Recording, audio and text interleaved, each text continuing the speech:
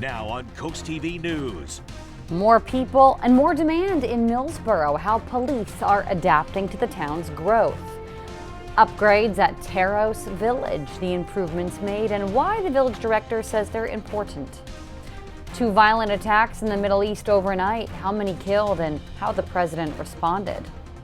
A warm-up is underway, many of us seeing low to mid 80s today, with the summer sizzle returning Friday with 90s then into the weekend. Hopefully some rain by Sunday. I'll track it on the Futurecast coming up.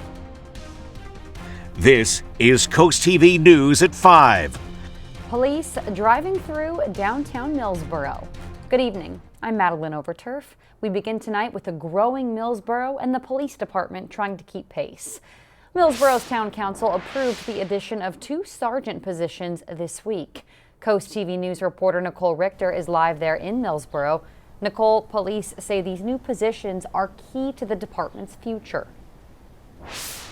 Maddie, I'm here outside the Millsboro Police Department where Chief Moyer tells us mental health is crucial in this kind of work. Back in March, the department says they had 20 out of 21 hires, a level they say they have never seen before. Now, as the town continues to grow, the department says adding leadership will help manage that growth, keeping the community safe while also keeping their officers mentally healthy. The Millsboro Police Department is continuing its push to build a stronger force. Growth always creates challenges for police departments. Town Council approved 2 new sergeant positions this week, a move police leaders say will provide more support. Chief Moyer says as more people move to Millsboro, the demands on officers continue to evolve, making strong leadership more important than ever. We see a lot of burnout in law enforcement. If you have one supervisor managing multiple shifts and multiple people, and then also going out and handling complaints, some terrible complaints. It's natural and it's human nature to become burnout on this. Moyer says having enough supervisors in place helps ensure officers have the guidance and resources they need while reducing the strain of an already stressful job. That one sergeant was supervising and trying to coach and mentor anywhere from 8 to 9 officers. Lieutenant Zubrowski, who was promoted from sergeant earlier this year, he says the additional leadership positions will help ensure officers have the support they need as the town continues to grow. Right now we have 2, but those 2 sergeants oversee 2 different shifts. So now that means more phone calls during the night, being woken up during any kind of rest period that you have, being on vacation and getting phone calls. So when you add those 2 extra sergeants in and have full staff, it should alleviate a lot of extra unnecessary stress. The approval comes as the department gets closer to its goal of full staffing and works to balance the needs of a growing community while keeping officers from burning out. Zubrowski says, Sergeant, it is one of the toughest jobs in the department because it's the middle ground where you're out patrolling, helping the society out, but you're also being viewed as a leader, and sometimes you have to discipline the other officers. He says adding 2 more sergeants to the leadership will help prevent burnout, ease the workload, and give officers more support. Reporting live in Millsboro, Nicole Richter, Coast TV News. Thank you, Nicole. And Millsboro police, they're investigating after a Millsboro man has been charged with raping a child. That man being 38-year-old Keith Cooper. Police say on May 20th, they responded to the Millsboro Village apartments for reports of sexual assault involving a minor. Investigators claim Cooper lured a 10-year-old victim into his home and assaulted the child multiple times. We spoke with Chief David Moyer about this case earlier today, who says these are the type of cases that really do take that toll on officers. Police officers are asked to do some of the worst things a lot of times, and we're forced to do it with professionalism, but it doesn't mean that it doesn't bother us. We take this stuff home, so as a leader in this department, I think it's important that we check in with the team. Now, police say the suspect in that investigation is facing rape and kidnapping charges. Now, all that bringing us to our Coast TV poll. We want to know, what do you think would help with police recruitment the most? Let's take a look at the results so far. 59% say higher pay, though 36% say career growth. 5% say better benefits. Nobody yet is voting for flexible schedules, but we've just put this poll out. So please do vote. Please leave us a comment. You can do it right now on our website or our app. Now we look live outside into Cambridge. That boater has the right idea. A perfect evening to get out on the water. Our first alert meteorologist, Bob Trihey, is tracking just a beautiful day, Bob. Absolutely gorgeous, Maddie. Yeah, picture perfect, as you said. Big temperature contrast across the area. Well, not exactly beach weather at the coast. 68 Rehoboth, 69 in Bethany Beach, 70 in Ocean City. But then you move inland, 79 Millsboro, and then low 80s from Salisbury up to Georgetown as we have an onshore flow. That's why you're cooler at the coast. But then that cool air kind of runs out of steam as it moves inland. We are seeing wind gusts now up to about 16 miles per hour in Millsboro. So wind's not all that strong as we're looking at gorgeous conditions. Clear skies all across Delmarva in the mid-Atlantic as we have high pressure in place. Some clouds off to the southeast with an upper level low that will not be affecting us. So this evening, gorgeous. We're looking at 70s and then 60s. It will be another cool night with temperatures dipping into the 50s, maybe low 50s by tomorrow morning. But we've got big changes. We're in the mid-30s, mid-80s on Thursday. And then here comes the summer sizzle, lower 90s Friday into Saturday. Much more on the heat wave heading our way, coming up in just a little bit. Maddie? Maybe 30 Celsius, Bob. I'm not sure. But in Delaware, all 3 counties now are under a drought watch. That's according to the governor's office. The state says this is actually the second time in 3 years that Kent and Sussex have ever experienced such dry conditions. Now, under a drought watch, Delawareans are asked to voluntarily reduce outdoor water use like sprinklers and also be mindful of all your water use at home. According to the state, Delaware would need 21 inches of rainfall over the next 3 months to recharge Delaware's water supply to normal levels. State police say before midnight here on the beach, troopers found an unresponsive 63-year-old man who later died. Investigators are looking into the cause of death, but say it doesn't appear suspicious at this time. Changes coming to Tharros Village, that's off Route 1 in Lewes. It's the supportive housing community for those facing homelessness. Tharros says it's reached its donation goal for the fiscal year, and thanks to that, Tharros can invest in new lighting, security features, and more. The executive director says there's actually really a need for that security. The individuals behind us who are on the peripheral of Tharros have elected freely to not want to participate in those rules. And for that reason, we need to have security at the gate. Because there are amenities here that they want to enjoy, but the amenities aren't open to them if they don't want to follow the rules. There are a number of rules to live at Tharros, according to Agnew. Residents must work or volunteer 24 hours a week. No alcohol, drugs, or weapons are allowed there, and anyone who lives in the village, they cannot panhandle. To Maryland now, where a former Eastern Correctional Institution supervisor has been sentenced to prison for covering up an inmate assault. Prosecutors say in July 2021, Correctional Officer Samuel Warren assaulted a handcuffed inmate during a retaliatory strip search. Court records say Jermaine Sturgis helped hide that assault and then later lied to investigators. President Trump for months has been trying to end wars in Iran and Ukraine, but overnight the violence escalated in both theaters. NBC's Monica Alba shows us what President Trump said in a recent podcast while discussing those wars. 2 massive attacks in 2 large-scale conflicts overnight, with a fragile ceasefire in the balance. Violence escalating in the Middle East, with Iran launching new attacks on Kuwait's international airport, killing 1 person. With extensive damage, the airport suspended flights. While the U.S. military says it downed drones near the Strait of Hormuz and shot down missiles targeting American service members. So far, neither side has called off a ceasefire, but peace negotiations are in limbo. Iranian media says they're off, while President Trump insists they're on. In an interview with the New York Post released today, Trump says he's weighing his options. Now I have to make a determination. Do we sign a deal or we do it the other way? The fighting between Israel and Hezbollah in Lebanon is a big point of contention. Iran insisting any deal include those hostilities. The president confirmed he used some harsh language when he spoke with Israeli leader Benjamin Netanyahu on the growing attacks. I was a little bit perturbed at his constantly fighting with Lebanon.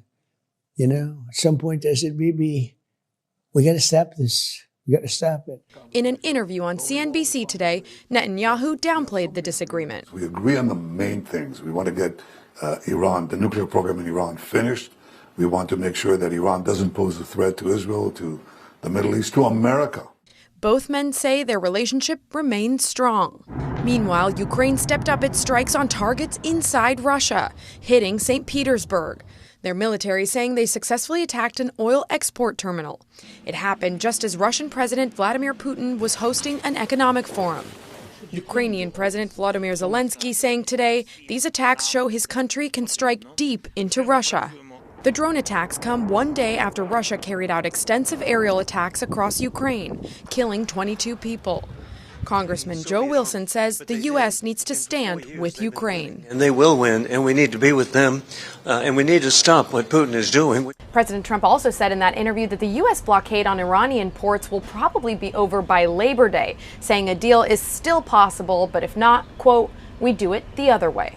Monica Alba, NBC News, the White House. A community park in Frankfort getting some upgrades. What's to come and how long that park will be closed? We had a pretty big swing in temperatures today due to the dry air. We were at a chilly 50 to start, 82 in Georgetown, the high. Average high 79, the record high 95. We'll be close to record high territory as we go through Friday into a part of the weekend. I'll tell you how hot it gets coming up in just a little bit. But first, integration efforts in Milford. As we look back on American history on Delmarva, we'll tell you the story of the Milford 11 up next. America 250 on Delmarva, brought to you by County Bank. In 1954, 11 teenagers who would later be known as the Milford 11 made history in Delaware by attempting to integrate the all-white Milford High School. 3 months after the landmark ruling by the U.S. Supreme Court, a petition was submitted to the Milford Board of Education requesting integration. On September the 8th, 11 African-American 10th grade students were admitted to the district's high school located at Lakeview Avenue. It led to opposition to desegregation and the closure of the school. The situation escalated when the founder of the National Association for the Advancement of White People, Brian Bowles, rallied thousands of supporters to keep segregation in Milford. There was an attempt to reopen the school later that month. Less than a third of Milford students attended. Other schools in Sussex County closed as a result. Due to concerns for the safety of the Milford 11, they were removed from the school and enrolled in schools in Dover and Georgetown. It would take another 8 years until integration of schools in Milford resumed. A historical marker at the school honors the Milford 11 and their legacy. It's a complicated world where everything feels louder and faster. The headlines, the noise, the constant change. But here along the water, where the trees bend with the wind and the sun still finds its way through, something calmer endures. Neighbors helping neighbors, local businesses thriving, a community deeply rooted. Even in a complicated world, what matters most hasn't changed. County Bank, 35 years of growing something bigger than ourselves. County Bank, member FDIC. It was a postcard-like day for Delmarva, just fantastic. Unlimited visibility, we had lots of blue skies, and temperatures were warm, especially inland areas, but along the coast a little cooler. 75 Ocean City, 83 in Salisbury, 82 in Georgetown, and low 80s in Cambridge and Easton. As we're taking a live look at the Boardwalk Plaza cam right now, we've got some folks out there. Boy, it's nice, but it's cool at the beach and water temperatures only in the 50s and low 60s. Now, tomorrow we warm up even more. We stay sunny, mid 80s inland, cooler at the coast, and then the big heat really kicks in Thursday and Friday with sunny and hot conditions, low 90s away from the coast, but some relief at the beaches. Right now, that's exactly the setup. It's cooler at the coast and warmer inland, 82 in Laurel and Georgetown.